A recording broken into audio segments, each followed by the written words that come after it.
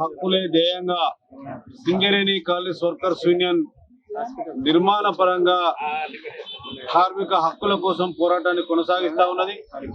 చాలా ఏ ప్రభుత్వాలున్నా కార్మికులను ఐక్యం చేసి ఈ సంస్థను కాపాడడంతో పాటు సింగరేణి కార్మికుల యొక్క హక్కులు నిలబెడతాం. ఎన్నికల మేనిఫెస్టోలో ఇచ్చినటువంటి ప్రతి వాగ్దానాన్ని సింగరేణి కాలనీస్ వర్కర్స్ యూనియన్ నిలబెడుతుందని చెప్పి ఈ సందర్భంగా కార్మిక వర్గాన్ని విజ్ఞప్తి చేస్తాం.